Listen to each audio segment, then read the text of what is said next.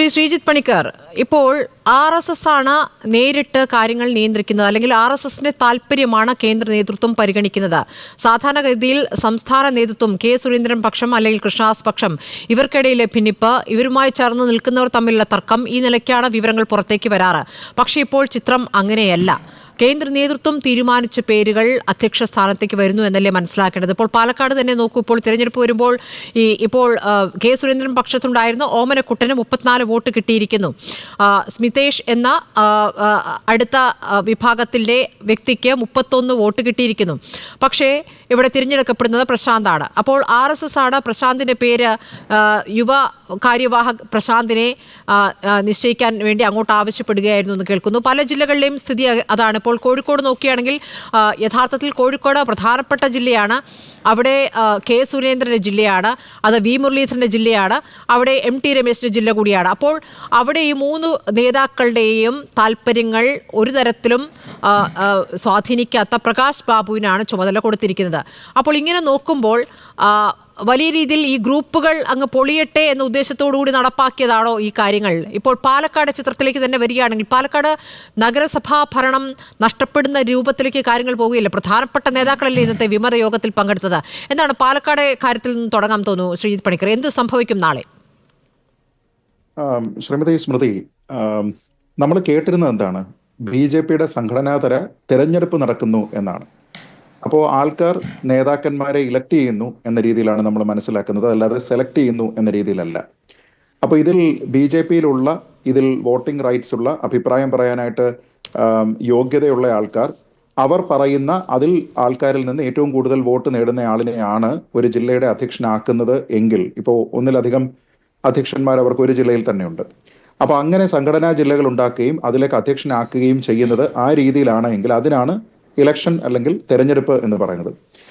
പക്ഷെ അത് ഒരു സംഘടനയുടെ അഭിപ്രായത്തിൻ്റെ പേരിലേക്ക് ആരെയെങ്കിലും ആ സ്ഥാനത്തേക്ക് കൊണ്ടുവരികയാണെങ്കിൽ പിന്നീട് അതിനെ ഇലക്ഷൻ എന്ന് വിളിക്കേണ്ടതില്ല, അതിനെ സെലക്ഷൻ എന്ന് വിളിച്ചാൽ മതി. അപ്പോൾ സെലക്ഷൻ ആണ് BJP അല്ലെങ്കിൽ RSS ഈ വിഷയത്തിൽ ആഗ്രഹിക്കുന്നത് എങ്കിൽ അത് ഇലക്ഷൻ എന്ന് പറയുന്ന ഒരു രീതി അവിടെ ഉണ്ടാകേണ്ടെന്ന് ആവശ്യമില്ലായിരുന്നു. അതുമായി ബന്ധപ്പെട്ട പ്രഖ്യാപനങ്ങൾ ഉണ്ടാകേണ്ടതില്ലായിരുന്നു. RSS തീരുമാനിക്കുമെന്നോ അല്ലെങ്കിൽ ഇവിടെ യാതൊരു വിധത്തിലുള്ള വിഭാഗീയതകളും അല്ലെങ്കിൽ ഗ്രൂപ്പുകളും പാടില്ല, അതുകൊണ്ട് എല്ലാ കാര്യങ്ങളും കേന്ദ്ര നേതൃത്വം തീരുമാനിക്കും എന്നും പറഞ്ഞാൽ മതിയായിരുന്നു. പക്ഷേ ഇതുവരെ നമ്മൾ കേട്ടിരുന്ന വാക്കുകൾ, സംസ്ഥാന നേതാക്കളടക്കം ആവർത്തിച്ചു പറഞ്ഞ വാക്കുകളെല്ലാം തന്നെ സംഘടനാ തിരഞ്ഞെടുപ്പ് എന്നാണ്. അപ്പോൾ അങ്ങനെ തിരഞ്ഞെടുപ്പാണ് നടക്കുന്നത് എങ്കിൽ ഇങ്ങനെ ആയിരുന്നില്ല കാര്യങ്ങൾ നടക്കേണ്ടത് എന്നുള്ളത് ഒന്നാമത്തെ കാര്യം. 2, പല പാർട്ടികളിലും ഇതേപോലെ പ്രതിസന്ധികൾ ഉണ്ടാകുന്ന സമയത്ത് അവരുടെ കേന്ദ്ര നേതൃത്വം ഇടപെട്ട് എല്ലാവർക്കും സ്വീകാര്യനായിട്ടുള്ള ഒരാളിനെ കൊണ്ടുവരിക, അതായത് ഒരു വിഭാഗത്തിനോടും പ്രത്യേകിച്ച് മമതയോ എതിർപ്പോ ഇല്ലാത്ത ഒരാളിനെ കൊണ്ടുവരിക എന്നുള്ളതാണ് സാധാരണ ചെയ്യുന്ന ഒരു സമവായത്തിൻ്റെ രീതി. അപ്പോൾ കേന്ദ്രത്തിൽ സംസ്ഥാനത്ത് തീർക്കാനാകാത്ത ഒരു പ്രശ്നത്തിനെ ഒരു സ്യൂട്ടബിൾ ആയിട്ടുള്ള ഒരു കാൻഡിഡേറ്റിനെ, ജനറലി അക്സെപ്റ്റബിൾ ആയിട്ടുള്ള ഒരു കാൻഡിഡേറ്റിനെ കൊണ്ടുവന്ന് കേന്ദ്രം അതിലുള്ള പ്രശ്നങ്ങളെല്ലാം തന്നെ പരിഹരിക്കുകയും എല്ലാവരുടെയും പിന്തുണ അദ്ദേഹത്തിന് ഉണ്ടാവണം എന്ന് പറയുകയും ചെയ്യുകയാണ്. പക്ഷെ അങ്ങനെ ചെയ്യുന്നതിന് മുമ്പായിട്ട് ആരൊക്കെയാണോ ഇദ്ദേഹത്തിനോടൊപ്പം തന്നെ പ്രവർത്തിക്കുന്നത്, ആരെയൊക്കെ നയിക്കുന്നതിനാണോ ഇദ്ദേഹം ചുമതലപ്പെട്ടിരിക്കുന്നത്, അതിൽ മുതിർന്ന അംഗങ്ങളെയെങ്കിലും ചുരുങ്ങിയത് വിശ്വാസത്തിലെടുക്കുക എന്നുള്ളത് പ്രധാനമാണ്. അപ്പോൾ അത് ഏതെങ്കിലും ഒരു പാർട്ടി ചെയ്യണമെന്നല്ല, എല്ലാ പാർട്ടികളെ സംബന്ധിച്ചിടത്തോളവും അങ്ങനെ ആൾക്കാരെ വിശ്വാസത്തിലെടുക്കുക എന്നുള്ളത് പ്രധാനമാണ്. പ്രത്യേകിച്ച് പാലക്കാടിൽ നിന്ന് തുടങ്ങാമെന്ന് പറഞ്ഞതുകൊണ്ട് തന്നെ പാലക്കാടിന്റെ പ്രത്യേകത, പാലക്കാട് BJPക്ക് ഭരണ തുടർച്ച കിട്ടിയിരിക്കുന്ന ഒരു സ്ഥലമാണ്. അപ്പോൾ അങ്ങനെയുള്ള ഒരു സ്ഥലത്ത് അതിനെ ഒരു മോഡൽ കോൺസ്റ്റിറ്റ്യുവൻസി എന്ന രീതിയിലേക്ക് കൊണ്ടുവന്ന് അടുത്ത ഈ ലോക്കൽ ബോഡി ഇലക്ഷൻസ് വരുന്ന സമയത്ത് ഇന്ന കാര്യങ്ങൾ ഞങ്ങൾ അവിടെ ചെയ്തിട്ടുണ്ട്, കെട്ടുറപ്പുള്ള ഒരു സംഘടനാ സംവിധാനം ഞങ്ങൾക്ക് അവിടെ ഉണ്ട് എന്ന് പറഞ്ഞുകൊണ്ട് മറ്റുള്ള സ്ഥലത്തേക്കും പ്രചരണം നടത്തുക എന്നുള്ളതാണ് BJP ഈ ഒരു ഘട്ടത്തിൽ ചെയ്യേണ്ടിയിരുന്നത്. പക്ഷേ ഇവിടെ സംഭവിക്കുന്നത് എന്താണ്? സംഭവിക്കുന്നത് അവിടുത്തെ നഗരസഭാ അധ്യക്ഷയ്ക്കടക്കം, ദേശീയ കൗൺസിൽ അംഗത്തിനടക്കം, BJPയുടെ സംസ്ഥാന ഖജാൻജിക്കടക്കം ഈ വിഷയത്തിൽ അതൃപ്തിയുണ്ട് എന്ന് നമുക്ക് തോന്നിപ്പിക്കുന്ന രീതിയിലേക്കുള്ള പല കാര്യങ്ങളുമാണ് അവിടെ നടക്കുന്നത്. അപ്പോൾ ഇതിൽ നിന്ന് നമുക്ക് മനസ്സിലാക്കാൻ കഴിയുന്ന പ്രധാനപ്പെട്ട ഒരു വ്യത്യാസം, ഈ പാർട്ടി ഇപ്പോൾ ഏതാനും നാളുകൾക്ക് മുമ്പ് അല്ലെങ്കിൽ ഏതാനും ആഴ്ചകൾക്ക് മുമ്പ് ഉണ്ടായിരുന്ന ഉപതെരഞ്ഞെടുപ്പിലെ തിരിച്ചടിയിൽ നിന്ന് പ്രത്യേകിച്ച് ഒരു പാഠവും ഉൾക്കൊണ്ടിട്ടില്ല. സംഘടനാപരമായിട്ട് BJP വളർന്നിട്ടില്ല എന്ന് മാത്രമാണ്. കാരണം ആ സമയത്തും പാർട്ടിയുടെ സ്ഥാനാർത്ഥി നിർണയത്തിലടക്കം പ്രശ്നമുണ്ട് എന്ന് പറഞ്ഞിരുന്ന ആൾക്കാർ ഇതേ ദേശീയ കൗൺസിൽ അംഗമായിട്ടുള്ള ശ്രീ ശിവരാജനും ഇതേ നഗരസഭാ അധ്യക്ഷയായിട്ടുള്ള ശ്രീമതി പ്രമീളയും അടക്കമുള്ള മുതിർന്ന നേതാക്കന്മാരായിരുന്നു. അപ്പോൾ ആ സമയത്ത് BJPയുടെ സംസ്ഥാന അധ്യക്ഷനടക്കം, അവിടെ ഉണ്ടായിരുന്ന സ്ഥാനാർത്ഥി അടക്കം, കേന്ദ്രത്തിൽ നിന്നുള്ള പ്രഭാരി അടക്കം എല്ലാ ആൾക്കാരും പറഞ്ഞത് എന്തൊക്കെ പ്രശ്നങ്ങളാണ് അവിടെ ഉള്ളത് എന്നതിനെപ്പറ്റി കൃത്യമായി മനസ്സിലാക്കി പഠിച്ച് ആവശ്യമായ നടപടികൾ, തിരുത്തലുകൾ ഒക്കെ തന്നെ വേണമെങ്കിൽ അത് ചെയ്യും എന്നാണ്. പക്ഷേ നാളെ ഇത്രയും കഴിഞ്ഞതിന് ശേഷവും ഈ ആൾക്കാരെ വിശ്വാസത്തിലെടുക്കാൻ അവർക്ക് കഴിഞ്ഞിട്ടില്ല എന്നും എന്ത് തീരുമാനമാണോ അവരിലേക്ക് കൊണ്ടുവരുന്നത് ആ തീരുമാനം അടിച്ചേൽപ്പിക്കുന്നതാണ് എന്നുള്ള ഒരു തോന്നൽ ആൾക്കാരിൽ ഉണ്ടാക്കുകയും ചെയ്യുകയാണ്. അപ്പോൾ ഇതിൽ വിമർശിക്കുന്നത് ഇപ്പോൾ മാധ്യമങ്ങളോ അല്ലെങ്കിൽ പുറത്തു നിന്നുള്ള നിരീക്ഷകരോ അങ്ങനെയുള്ള ആൾക്കാർ മാത്രമല്ലല്ലോ. നേരത്തെ പറഞ്ഞതുപോലെ പാർട്ടിയിൽ തന്നെ ഉത്തരവാദിത്തമുള്ള ചുമതലകളിലുള്ള ദേശീയ ചുമതലകളിലുള്ള ആൾക്കാരാണ് ഇത് പറയുന്നത്. അപ്പോൾ ഈ പാർട്ടി സംഘടനാപരമായിട്ട് വളരുന്നില്ല എന്ന് ഞാൻ പറയുന്നതിന്റെ കാരണം തന്നെ ഇങ്ങനെയുള്ള പോസിറ്റീവായിട്ടുള്ള ക്രിറ്റിസിസത്തിനെ പോലും ഉൾക്കൊള്ളാനായിട്ട് ഈ പാർട്ടിക്ക് കഴിയുന്നില്ല. ഒരുപക്ഷെ CPM-ൽ നിന്ന് കോൺഗ്രസിൽ നിന്ന് BJP-ക്കുള്ള ഏറ്റവും പ്രധാനപ്പെട്ട വ്യത്യാസം എന്ന് പറയുന്നത് തന്നെ സംഘടനാപരമായിട്ടുള്ള വിമർശനത്തിനോട് യാതൊരു വിധത്തിലുള്ള സഹിഷ്ണുതയും BJP-യുടെ ഭാഗത്തു നിന്ന് ഉണ്ടാകുന്നില്ല എന്നും മറ്റുള്ള ആൾക്കാരുടെ ഭാഗത്ത് അത് ഉണ്ടാകുന്നു എന്നുമാണ്. ഇപ്പോൾ തന്നെ സംസ്ഥാന അധ്യക്ഷന്റെ പ്രതികരണം നോക്കൂ. ഒരാളിനെ നിർദ്ദേശിച്ചിരിക്കുന്നു. ആ നിർദ്ദേശിച്ചിരിക്കുന്നത് അമിത്ഷായും നരേന്ദ്രമോദിയും കേന്ദ്ര നേതൃത്വവുമാണ്. അപ്പോൾ അദ്ദേഹത്തിന് പിന്തുണ കൊടുക്കുകയാണ് വേണ്ടത്, അല്ലെങ്കിൽ അദ്ദേഹവുമായി യോജിച്ച് പ്രവർത്തിക്കുകയാണ്. ആൾക്കാർക്ക് എന്തെങ്കിലും വ്യത്യസ്തമായിട്ടുള്ള അഭിപ്രായമുണ്ടെങ്കിൽ അത് ചർച്ച ചെയ്ത് പരിഹരിക്കും എന്ന് പറയുന്നതിന് പകരം അദ്ദേഹത്തിന്റെ ആ ഒരു ബൈറ്റ് കേൾപ്പിച്ചപ്പോൾ എനിക്ക് തോന്നിയത് അതിൽ ഒളിഞ്ഞിരിക്കുന്നത് ഒരു ഭീഷണിയാണ് എന്നാണ്. അങ്ങനെ ചേർന്ന് നിൽക്കാത്ത ആൾക്കാർ എല്ലാവരും തന്നെ പാർട്ടിക്ക് പുറത്താണ്, അല്ലെങ്കിൽ അതിന്റെ യഥാർത്ഥ കാരണം എന്താണ് ശ്രീജിത്ത് പണിക്കർ? ഇപ്പോൾ പാലക്കാടിന്റെ കാര്യത്തിലാണല്ലോ ഇപ്പോൾ പറയുന്ന വിമതർ എന്ന് പറഞ്ഞ ഇന്ന് യോഗം ചേർന്നവരിൽ എല്ലാവരും അല്ലെങ്കിലും ഒരു വിഭാഗം നേതാക്കളെങ്കിലും ശോഭാ സുരേന്ദ്രനോട് അടുത്ത് നിൽക്കുന്നവരാണ്. മാത്രമല്ല പാലക്കാട് ജില്ലയിൽ BJP രണ്ട് തട്ടിൽ നിൽക്കുന്നു വിവിധ വിഷയങ്ങളിൽ. സമര വിഷയങ്ങളിൽ പോലും ബ്രൂവറി വിഷയത്തിൽ അവിടെ വലിയ സമരം നയിച്ച C. കൃഷ്ണകുമാറിന്റെ സമരത്തെ അപ്രസക്തമാക്കിക്കൊണ്ടാണ് ശോഭാ സുരേന്ദ്രന്റെ വിഭാഗത്തിൽ നിന്നുള്ള ശിവരാജൻ പ്രതികരിച്ചത്.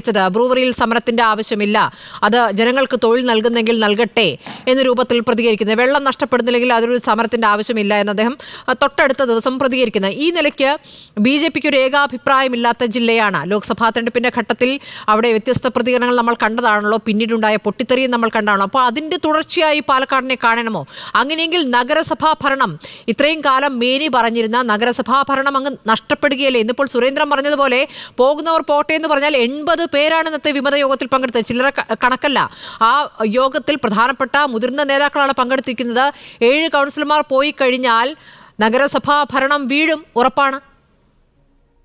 തീർച്ചയായിട്ടും. കാരണം ഞാൻ കരുതുന്നത് ഇതിന്റെ മൂല കാരണം എന്ന് പറയുന്നത് നിലപാടില്ലായ്മയാണ്. സംഘടനാപരമായിട്ട് BJP ഞാൻ പറഞ്ഞതുപോലെ വളർന്നിട്ടില്ല എന്നും വലിയൊരു തിരിച്ചടി കിട്ടിയപ്പോൾ അത് ചുരുങ്ങിയ നാളുകളാണ് കിട്ടിയിട്ടുള്ളത് എങ്കിൽ പോലും എന്തായിരുന്നു അവിടുത്തെ പ്രധാനപ്പെട്ട പ്രശ്നം എന്ന് മനസ്സിലാക്കുന്നതിനോ അതിനെ റെക്ടിഫൈ ചെയ്യുന്നതിനോ ഈ വിവിധ നേതാക്കന്മാരെ വിശ്വാസത്തിലെടുക്കുന്നതിനോ അവർക്ക് ഇതുവരെയും സാധിച്ചിട്ടില്ല. ഇനി അങ്ങനെ വിശ്വാസത്തിലെടുക്കാൻ കഴിയുന്നില്ല, നിരന്തരമായി ഇടഞ്ഞു തന്നെയാണ് നിൽക്കുന്നത് എങ്കിൽ സംഘടനാപരമായിട്ട് തന്നെ അവർക്കെതിരെ നടപടിയെടുക്കാമായിരുന്നു. അങ്ങനെ നടപടി എടുക്കാത്തിടത്തോളം കാലം നമ്മൾ മനസ്സിലാക്കുന്നത് അവരുടെ ഭാഗത്ത് നിന്ന് പരിമിതമായിട്ട് അവർക്ക് അനുവദിക്കപ്പെട്ടിരുന്ന സ്വാതന്ത്ര്യത്തിൽ നിന്നുകൊണ്ടാണ് അവർ പാർട്ടിയുടെ പല തീരുമാനങ്ങളെയും വിമർശിച്ചത് എന്ന മട്ടിൽ മാത്രമാണ്. അപ്പോൾ അങ്ങനെയാണ് എങ്കിൽ നടപടിയെടുക്കത്തക്ക രീതിയിലത്തേക്കുള്ള പ്രതികരണം അവരുടെ ഭാഗത്തു നിന്നുണ്ടാകുന്നില്ല.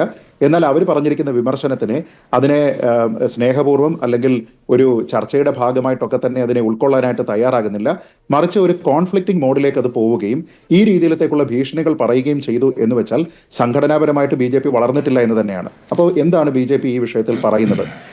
ഇലക്ഷൻ എന്ന് പറയുന്ന ഒരു പ്രോസസ്സ് വാഗ്ദാനം ചെയ്തതിന് ശേഷം ഇലക്ഷൻ അല്ല സെലക്ഷനാണ് ഇവിടെ നടക്കാൻ പോകുന്നത് എന്ന രീതിയിലത്തേക്കുള്ള ഒരു സന്ദേശം പറഞ്ഞാൽ അതിനെ വിശ്വസിച്ച് പാർട്ടിയോട് കൂടെ നിൽക്കാനായിട്ട് മറ്റു പ്രവർത്തകരും നേതാക്കളും തയ്യാറാകണം എന്നാണ് എങ്കിൽ നിങ്ങൾ പറയുന്ന ജനാധിപത്യം ഈ പാർട്ടിയിൽ എവിടെയാണ് എന്നുള്ള ഒരു ചോദ്യം പ്രസക്തമല്ലേ? ഇപ്പൊ നമുക്ക് പറയാം, സമവായത്തിൽ കൂടിയാണ് ഞങ്ങളുടെ പാർട്ടി ദേശീയ അധ്യക്ഷനെ തെരഞ്ഞെടുക്കുന്നത്. ഒരു പ്രശ്നവുമില്ല. കാരണം എതിർത്ത് പറയാനായിട്ട് ആളില്ല എന്നുള്ള ഒരു കാര്യമാണ് അവിടെ. പക്ഷേ മത്സരിക്കാനായിട്ട് പല ആൾക്കാരുള്ളപ്പോൾ അതിൽ നിന്ന് ഞങ്ങൾ ഇലക്ഷനാണ് പ്രോമിസ് ചെയ്യുന്നത് എന്ന് പറഞ്ഞതിന് ശേഷം ആ ഇലക്ഷൻ റിസൾട്ടിനനുസരിച്ച് ആൾക്കാരെ തിരഞ്ഞെടുക്കുക എന്ന് പറയുന്നതാണ് ജനാധിപത്യപരമായിട്ടുള്ള കാര്യം. അതിന് മറിച്ച് ദേശീയ അധ്യക്ഷൻ എന്ന് പറയുന്ന ഒരു സ്ഥാനത്തേക്ക് അങ്ങനെ സെലക്ഷനാണ് നടക്കുന്നത് എന്ന് പറഞ്ഞാൽ മനസ്സിലാക്കാം. പക്ഷേ പാർട്ടിയുടെ താഴെ ഘട്ടങ്ങളിലെ ഏറ്റവും കൂടുതൽ ഏകോപിപ്പിച്ച് പ്രവർത്തിക്കേണ്ടുന്ന ജില്ലാ അടിസ്ഥാനത്തിൽ ചുമതലകളുള്ള ആൾക്കാരെ സംബന്ധിച്ചിടത്തോളം അവർക്ക് അവരുടെ കൂടെ പ്രവർത്തിക്കുന്ന ആൾക്കാർക്ക് പോലും അവരിൽ വിശ്വാസമില്ലാത്ത രീതിയിലത്തേക്ക് അവരെയും സെലക്ട് ചെയ്യുകയാണ് എന്ന് പറഞ്ഞു കഴിഞ്ഞാൽ ഈ രീതിയിലത്തേക്കുള്ള അഭിപ്രായ പ്രകടനം ഒരു പാർട്ടിയിൽ ഉണ്ടാകും. പ്രത്യേകിച്ച് ഒരു തെരഞ്ഞെടുപ്പിൽ പാർട്ടി A ക്ലാസ് മണ്ഡലം എന്ന് പറഞ്ഞിരുന്ന ഒരു സ്ഥലത്ത് വലിയ തിരിച്ചടി കിട്ടാനുള്ള സാധ്യത ഉണ്ടായതിനു ശേഷം ഉടൻ തന്നെ ആ ദിവസം തന്നെ പാർട്ടിയുടെ പല നടപടികൾക്കുമെതിരെ സ്ഥാനാർത്ഥി നിർണയത്തിനെതിരെ അടക്കം പ്രസംഗിച്ചിരിക്കുന്ന ബൈറ്റുകൾ നൽകിയിരിക്കുന്ന മുതിർന്ന നേതാക്കന്മാരുള്ള സ്ഥലമാണ്. അപ്പോൾ ഇനി അത് ഉണ്ടാകാൻ പാടില്ല എങ്കിൽ ഇവരോടെല്ലാം തന്നെ നമുക്ക് ചർച്ച ചെയ്യാം എന്ന് പറയുന്ന ഒരു ഡയലോഗ് എന്ന് പറയുന്ന ഒരു മാർഗത്തിനെ എന്തുകൊണ്ടാണ് BJP ഒഴിവാക്കുന്നത് എന്ന് എനിക്ക് മനസ്സിലാകുന്നില്ല. പക്ഷെ ആ ഡയലോഗ് നടത്തുമെന്നൊരു വിഷയം കൂടി നിൽക്കുന്നല്ലോ. കാരണം സംസ്ഥാന നേതൃത്വത്തിന് ഇതിൽ റോൾ ഇല്ല എന്ന് തന്നെയാണ് ഞാൻ മനസ്സിലാക്കുന്നത്. ശ്രീ ജോർജ്.